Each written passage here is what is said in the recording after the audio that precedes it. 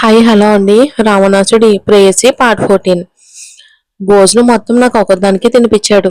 ఇక నీ ముందు ఆకలిగా ఉందని అస్సలు చెప్పకూడదు, లేదంటే నాకు తినిపించి తినిపించి బుల్డోజర్లా చేసేస్తాడు అని గొనుక్కుంటూ నడవలేక నెమ్మదిగా నడుచుకుంటూ వెళ్లి చేతులు కడుక్కుంది మీనా. ఇక అనంతరం తన చేతులను తుడుచుకోవడానికి ప్రయత్నిస్తూ ఉండగా తనను పట్టుకుని లాగిన రావణ్ అందులోనే తన చేతులను తుడుచుకున్నాడు. అతని చర్యకు ఆమె ముఖం చిట్లించి "ఉమ్, వదిలేసేయ్ రాక్షసుడా, ఎంత ఖరీదైన చేతిది, ఇలా మురుగు చేస్తున్నావేంటి" అంటూ తన కొంగును అతని చేతికి అందకుండా వెనక్కి దాచుకుంది. ఆమెను వెటకారంగా చూసిన రావణ్, నీ ఒంటి మీద ఉన్న ప్రతి దానికి యజమాని నేనే అని ఒక మాటలో చిలిపిగానే అన్నాడు. అతను చెప్పింది విన్న మీనా, ఏంటి "ఉమ్మ్" అంటూ నోరు తెరిచి ఆశ్చర్యంగా చూసింది. అప్పుడే తనన్న మాటను ఆమె ఎలా అర్థం చేసుకుని ఉంటుందో గ్రహించిన రావణ్ తన తలపై తానే కొట్టుకున్నాడు. బుద్ధులేని మొద్దు, నేను ఆ అర్థంలో చెప్పలేదు. నువ్వు పెట్టుకున్న నగల దగ్గర నుంచి నువ్వు కట్టుకున్న చీర వరకు అన్నీ నేను నీకిచ్చినవే. అదే చెప్పాను పిచ్చిదానా అని పళ్ళు కొరుకుతూ ఆమెను కోపంగా చూసి చెప్పి అక్కడి నుండి వెళ్ళిపోయాడు రావణ్. అతను వెళ్ళిపోయిన తర్వాత మీనా తన తల వెనక భాగాన్ని తానే తట్టుకుంటూ, నాకే ఎందుకు ఇలా ప్రతిదీ రెండు అద్దాల్లో వినిపిస్తుంది? బహుశా నాకే అలా అనిపిస్తుందేమో, లేక అతను మాట్లాడేది అలా ఉంటుందా? అయ్యో, నాకేం అర్థం కావట్లేదే అంటూ తల గోక్కుంటూ బయటకు వచ్చింది మీనా. అప్పుడే వాసుదేవన్ అందరూ దేవుణ్ణి మొక్కుకుందాం రండి అని పిలవడంతో అందరూ పూజ గదికి వెళ్లారు. అదివి దేవుడికి కర్పూర హారతిచ్చి అందరికీ చూపించగా వాసుదేవన్ దేవుడికి నమస్కరించి హారతిని కళ్ళకు అద్దుకున్నాడు. ఆ తర్వాత కుంకుమ తీసుకుని తన భార్య నుదుటి పాపిట్లో పెట్టాడు. ఆమె కూడా తన భర్త పాదాలకు నమస్కరించి ఆశీర్వాదం తీసుకుంది. సైత్రాన్ని మీన ఇదంతా చిరునవ్వుతో చూస్తూ ఉండగా రామన్ కూడా ఇవన్నీ చూడటం కొత్తగా అనిపించింది.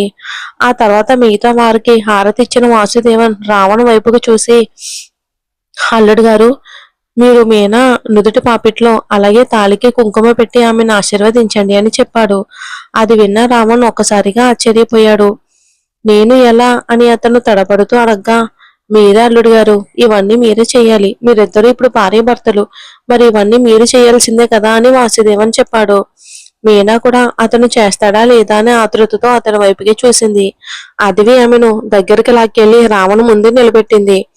రావణ్ ఒక లోతైన శ్వాస తీసుకుని తన చేతుల్లో కుంకుమ తీసుకున్నాడు. ఆమె నుదుటి పాపిట్లో దానిని పెట్టి తాళిని బయటకు తీయమని కళ్ళతోనే సైగ చేశాడు. ఆమె కూడా అతని మాటకు లోబడినట్టుగా తాళిని తీసి అతను ముందుకు చాపింది. రావణ్ ఆ తాళిపై కుంకుమ పెట్టాడు. మీనా అలా కళ్ళు పెద్దవి చేసి అతన్ని కదలకుండా ఇక చూస్తూ ఉండగానే అల్లుడు కాళ్ళకు నమస్కరించి ఆశీర్వాదం తీసుకో మీనా అని అదివి చెప్పడంతో ఆమె తిరిగి ఈ లోకంలోకి వచ్చినట్టుగా అయింది. వెంటనే ఆమె అదివి వైపుకు చూసి సరేనన్నట్టుగా తలూపి రావణ్ పాదాలకు నమస్కరించింది. ఆమె అలా చేయటంతో రావణ్కి ఏం చేయాలో తెలియక అయోమయంలో ఉండిపోయాడు. వాసుదేవన్ కూడా ఆమె భుజాన్ని తట్టి, లేవండి, లేపండి అల్లుడు గారు అని తన అల్లుడికి చెప్పాడు. రావణ్ అందుకు మెల్లగా తల ఊపాడు సరేనని. ఆమెను పైకి లేపాడు రావణ్. ఆ తర్వాత వారిద్దరిని భార్యాభర్తలుగా పక్క పక్కన నిలబెట్టిన పెద్దలు ఇక తాంబూలాల పళ్ళెంలో పూలు పండ్లు వాళ్ళందరికీ సంబంధించిన కొత్త బట్టలు ఇలా అన్నింటినీ పెట్టి వారి చేతుల్లో అందించారు. వాసుదేవన్ రావణ్ కోసం ఒక మెడ గొలుసుతో పాటు వజ్రపు ఉంగరాన్ని కూడా బహుమతిగా ఇవ్వగా అతను అవి తనకు వద్దని తిరస్కరించాడు. కానీ మీనా మాత్రం కళ్ళతో వాటిని తీసుకోమని అతన్ని వేడుకుంది. దాంతో మళ్ళీ వద్దని చెప్పాలనుకుని రావణ్ వాసుదేవన్కి దగ్గరగా వెళ్లి వాటిని స్వీకరించాడు. అదే సమయంలో అదివి మీనా కోసం తీసుకొచ్చిన వజ్రాల హారాన్ని ఆమె మెడలో వేసింది. ఆ తర్వాత సైత్రాన్ని పిలిచిన వాసుదేవన్, మేము మీకోసం ఎలాంటి బట్టలు తీసి పెట్టలేదు బాబు, అందుకే ప్రస్తుతానికి ఇవి మాత్రమే తీసుకోండి. మీరు తర్వాతసారి ఇక్కడికి వచ్చేసరికి తప్పకుండా మీకు పెళ్ళై ఉంటుంది. అప్పుడు మీకు కూడా ఇదే విధంగా ఘనంగా కార్యక్రమం చేద్దామని చెప్పాడు. తనను వాళ్ళు ఎంతగా ఆదరిస్తారని అసలు ఊహించని సైత్రాన్ ఎంతో సంతోషంగా వారిచ్చిన పండ్ల ఫలాన్ని చేతిలోకి తీసుకున్నాడు. అంతేకాకుండా వాసుదేవన్ తన మెడలో ఉన్న బంగారు గొలుసులు తీసి సైత్రాన్ మెడలో వేశాడు. అంకుల్, ఇదంతా ఎందుకు అని సైత్రాన్ కంగారుగా అడగ్గా వాసుదేవన్ చిరునవ్వుతో, ఇందులో ఏముంది, నువ్వు కూడా నాకు కొడుకు లాంటి వాడివే, ఈ నాన్న ఏదైనా ఇస్తే తీసుకోకుండా ఉంటావా అని అడిగాడు. ఆయన మాటలు విన్న సైత్రాన్ భావోద్వేగానికి గురయ్యాడు. కళ్ళల్లో నీళ్లు తిరుగుతున్న పెదవులపై చిరునవ్వుతో సరేనన్నట్టుగా తలూపాడు. ఇక రావణ్ చాలా సంతోషంగా ఉంది అంకుల్. నేనే అసలు ఇది మీ దగ్గర నుంచి ఆశించలేదు. మీరంతా పిలవకపోయినా మీతో కలిసి ఇక్కడికి రమ్మని మీనా హఠాత్తుగా నన్ను కూడా పిలిచింది. మొదట నేను కాస్త ఆలోచించాను అంకుల్. ఏంటిది వాళ్ళు పిలవకుండానే మనంతట మనం అక్కడికి వెళ్ళటం ఏంటి అని. కానీ మీరు ఎలాంటి మనస్తత్వం కలిగిన వారో మీ పనుల ద్వారానే నాకు అర్థమయ్యేలా చేశారు అంకుల్. బయట ప్రపంచానికి మీరు చాలా రఫ్ అండ్ టఫ్ గా కనిపించే బిజినెస్ మ్యాన్. కానీ మీ కుటుంబ సభ్యుల దగ్గర మాత్రం ఇంత సున్నితమైన మనసున్న వ్యక్తిగా ఉంటారని అసలు ఊహించలేదు. ఐ కాంట్ బిలీవ్ దిస్ అని సైత్రన్ వాసుదేవన్ వైపుకు చూస్తూ ఎంతో సంతోషంగా చెప్పాడు.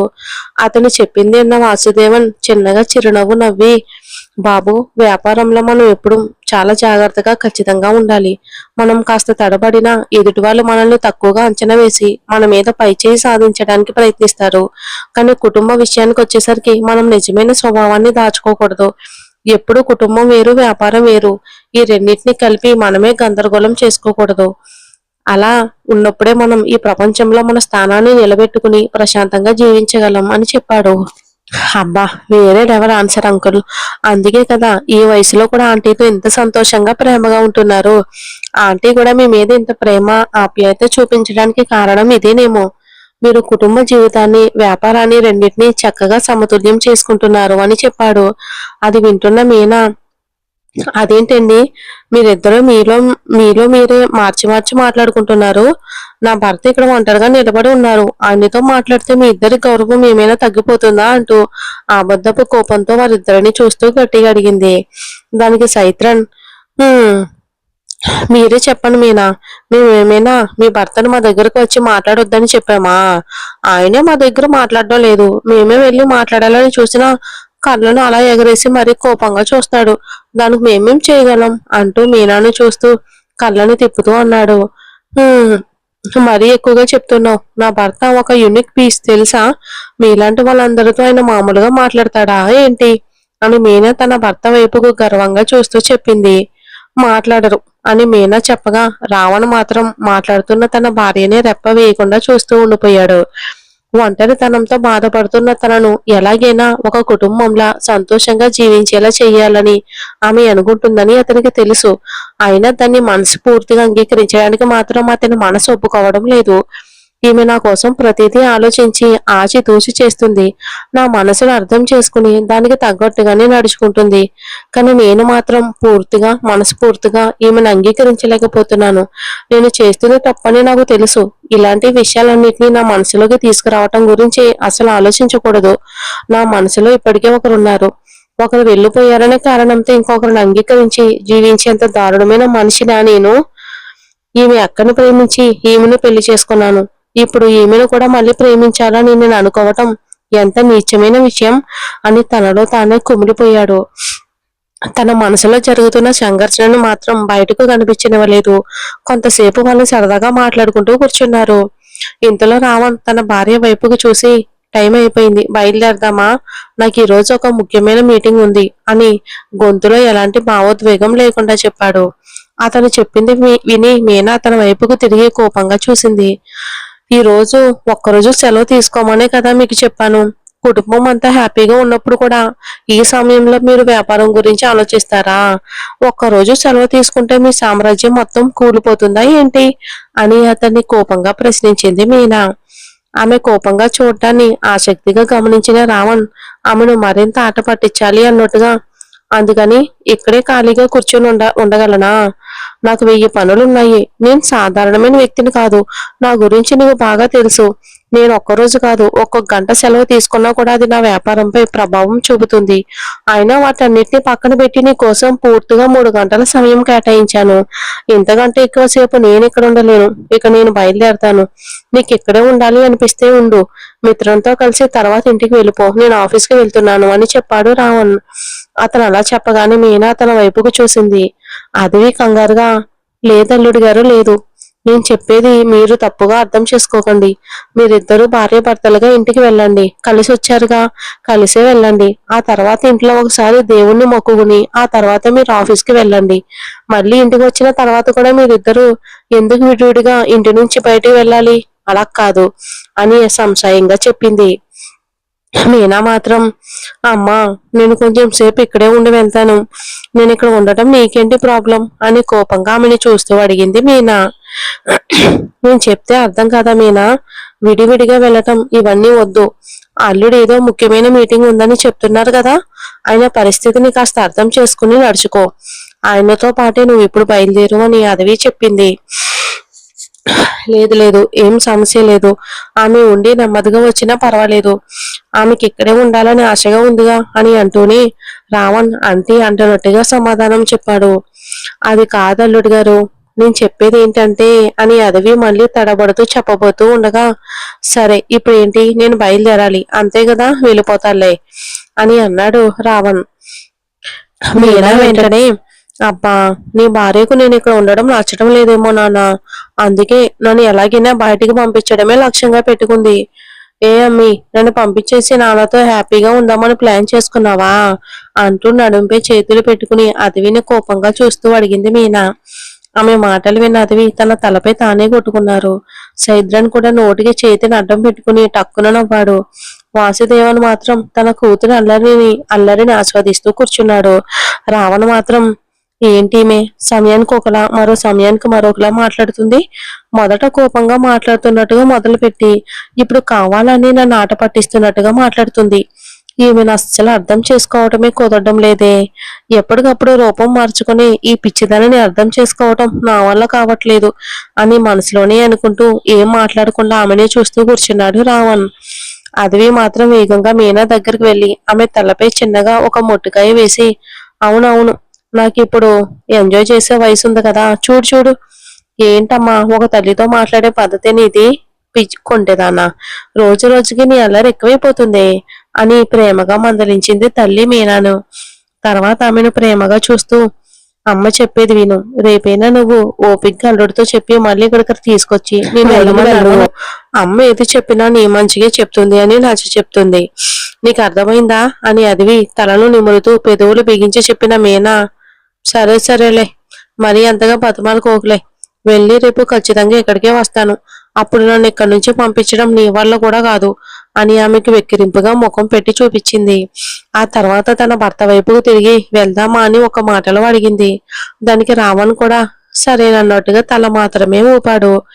అదే సమయంలో సైత్రానికి ఒక ఫోన్ కాల్ రావడంతో దాన్ని అందుకుని చెవికి పెట్టుకున్నాడు. అవతల వ్యక్తి చెప్పేది వింటూ నిరుటిని నిమురుకుంటూ కూర్చున్నాడు. వాసుదేవన్ రావణ్ ఇద్దరు అతన్నే చూస్తూ కూర్చున్నారు ఏం జరిగిందా అని. కొంతసేపటికి తర్వాత ఫోన్ పెట్టేసి ఆలోచనలో పడిపోయాడు. ఏమైంది అని రావణ్ ఒక్క మాటలో అడిగాడు. అతను గొంతు వినగానే సైత్రన్ అతని వైపుకు చూసి, ఏం లేదురా, నా ఆఫీసులో ఏదో పనిచేసే వాళ్ళ మధ్య ప్రాబ్లం ఉన్నట్టుంది, అందుకే నాకు మేనేజర్ ఫోన్ చేశాడు, నేను వచ్చి పనిచేసే వాళ్ళతో మాట్లాడమంటున్నాను, అదే ఏం చెయ్యాలో తెలియక ఆలోచిస్తున్నాను అని ఆలోచనగా చెప్పాడు. సరే అయితే రా, మనందరం కలిసి బయలుదేరదామని రావణ్ చెప్పాడు. లేదురా ఆంటీ నిన్ను మీనాని ఇంటికి వెళ్ళమని చెప్పారు, మరి అందుకే మీరిద్దరు ఇంటికి వెళ్ళండి, నేను ఇక్కడ నుంచి గాడ్స్ వాహనంలో నా ఆఫీస్కి వెళ్తాను, నా కారు మన ఇంట్లోనే ఉంది, ఎవరైనా పంపించి నా కారును ఆఫీస్కి తీసుకురమ్మని చెప్పు, ఆ తర్వాత రాత్రి నా కారులోని ఇంటికి బయలుదేరతాను అని సైత్రన్ చెప్పాడు. దానికి రావణ్ సరే అన్నట్టుగా తలూపాడు. ఇంకా తర్వాత సైత్రన్ అందరి దగ్గర వీడ్కోలు తీసుకుని బయలుదేరాడు హ్యాపీగా. అనంతరం రావణ్ మీనా ఇద్దరు తమ కారులో అదివి వాసుదేవుల దగ్గర వీడ్కోలు తీసుకుని ఇంటికి బయలుదేరారు. వెళ్తున్న దారంతా ప్రయాణం నిశ్శబ్దంగానే సాగింది. చివరికి మీనానే ముందుగా మాట స్టార్ట్ చేసింది. బయటికి చూస్తూనే మీ మనసులో ఇప్పుడు ఏమనిపిస్తుంది అని ఒక్క మాటలో అడిగింది. రావణ్ ఆమె వైపుకు తిరిగి చూడకుండా అర్థం కాలేదు అని ఒక్క మాటలో సమాధానం ఇచ్చాడు. వెంటనే అతని వైపుకు చటుక్కుని తిరిగిన మీనా, ఇప్పుడు మీ మనసు కాస్త తేలిగ్గా ఉన్నట్టు అనిపిస్తుందా, ఏదైనా గుండెల్లో ఇరుక్కుపోయినట్టుగా భారంగా ఉన్నట్టుగా ఇప్పుడు ఏమైనా అనిపిస్తుందా అని అతని వైపుకు చూస్తూ అడిగింది మీనా. ఆమె వైపుకు తిరిగి చూసిన రావణ్ అర్థం కానట్టుగానే మళ్ళీ కనుబొమ్మలు ముడుచుకుని ఆమె వైపుకు చూడగా మీనా అతనితో, ఇన్ని రోజుల వరకు మీ మనసులో ఏదో మిమ్మల్ని బంధించినట్టుగా ఒక భావన ఉండేది, అది మీరు ముఖంలో కనిపించేది, చూసినప్పుడే నాకు అర్థమయ్యేది, మీకంటూ ఎవరూ లేరనే బాధతో ఇన్ని రోజులు మీరు కుమిలిపోయారు, కానీ ఈ రోజు అలా అనిపించడం లేదుగా, అవునా అని అడిగింది. ఆమె చెప్పిన మాటలు విన్న రావణ్ ఒక్కసారిగా ఉలిక్కిపడ్డాడు. తన ముఖంలో కనిపించిన ఆశ్చర్యాన్ని మాత్రం బయటకు కనిపించనివ్వకుండా భావోద్వేగాలన్నింటినీ దాచుకున్న ముఖంతో మళ్ళీ తన దృష్టిని రహదారిపై నిలిపాడు. అతని చర్యతో కోపం తెచ్చుకున్న మీనా, నేను అడిగిన ప్రశ్నకు సమాధానం చెప్పాలని మీకు తెలీదా? ఇక్కడ ఒక పిచ్చిదానిలా నేను మాట్లాడుకుంటూ ఉంటే మీరు మాత్రం ఏమీ మాట్లాడకుండా అలా వస్తే దాని అర్థం ఏంటి అని గట్టిగా అరిచింది. ఒక క్షణం ఆమె వైపుకు తిరిగి ఆమెను చూసిన రావణ్, నీ ప్రశ్నకు సమాధానం చెప్పాల్సిన అవసరం నాకు లేదని అర్థం అని గంభీరమైన గొంతుతో అన్నాడు. అతను చెప్పిన మాటలు విన్న మీనా అతన్ని దీర్ఘంగా చూస్తూ, ఏ హక్కుతో మీ నోటి నుంచి ఈ మాట వస్తుంది? నేను మీ భార్యనని మీకు అప్పుడప్పుడు గుర్తుకు చేస్తూ ఉండాలా? నా మెడలో మీరే తాళి కట్టారన్న విషయం మీకు గుర్తుకు లేదా? మీరు నన్ను మీ భార్యగా భావించకపోయినా పర్వాలేదు, కానీ కనీసం ఒక మనిషిగా కూడా భావించరా అని తన ఆవేదనను ప్రశ్నల రూపంలో బయటపెట్టింది. పిచ్చిదానిలా మాట్లాడి అనవసరంగా నాకు కోపం తెప్పించొద్దు. ఇప్పుడు ఎందుకు సంబంధం లేని విషయాలు మాట్లాడుతున్నావు? నేనే నిశ్శబ్దంగా ఉన్నాను, ఊరుకోలేవా? నన్ను రెచ్చగొడుతూనే ఉండాలా అని రహదారిపై దృష్టి ఉంచుతూనే రావణ్ పళ్ళు కొరుకుతూ అన్నాడు. మిమ్మల్ని రెచ్చగొడుతూ ఉండాల్సిన అవసరం నాకేమీ లేదు మిస్టర్ రావణ్ విభేశ్వర్. నేను మామూలుగా మాట్లాడినా మీకు కోపం వస్తే నేనేం చేయగలను? ఇప్పటి వరకు మీరు ఎప్పుడైనా మీ అంతటి మీరు నాతో ఒక్క మాటైనా ప్రేమగా మాట్లాడారా? నేను అడిగే ప్రశ్నలకు మాత్రమే సరిగ్గా సమాధానం ఇచ్చారు. మీ ఇంట్లో ఉన్న ఏదో ఒక వస్తువులా కదా నన్ను చూస్తున్నారు. కనీసం ఒక అమ్మాయిగానైనా ఒక మనిషిగానైనా నన్ను మీరు భావించుంటే అని మీనా తన మనసులోని బాధను బయట పెట్టింది. కానీ ఇప్పటి వరకు మీ నోటి నుంచి ఆ మాట కూడా రాలేదే అని మీనా కోపంగా అడిగింది. నీకు చెవులు సరిగ్గా వినిపించడం లేదనుకుంటా మీనా, అందుకే ఏమీ అర్థం కాకుండా ఇలా పిచ్చిదానిలా మాట్లాడుతున్నావు. నేను నీ పేరుతో పిలవలేదని అంటున్నావు కదా, ఒకసారి బాగా ఆలోచించు. నేను ఎప్పుడైనా నిన్ను నీ పేరుతో పిలిచానా? అది ఆలోచిస్తే నీకే అర్థమవుతుంది అని ఆమె వైపుకు తిరిగి చూడకుండానే సమాధానం చెప్పిన రావణ్ మళ్ళీ తన దృష్టిని రహదారిపై నిలిపాడు. అతనితో మీనా ఏదో చెప్పబోతూ ఉండగానే ఎక్కడి నుంచో వచ్చిన ఒక లారీ అకస్మాత్తుగా రావణ్ కారును బలంగా ఢీకొట్టింది. వీళ్ళిద్దరూ మాట్లాడుకుంటూ ఉండగానే అకస్మాత్తుగా జరిగిన మార్పుకు రావణ్ మరి దాన్ని ఎలా ఎదుర్కొంటాడో చూద్దాం.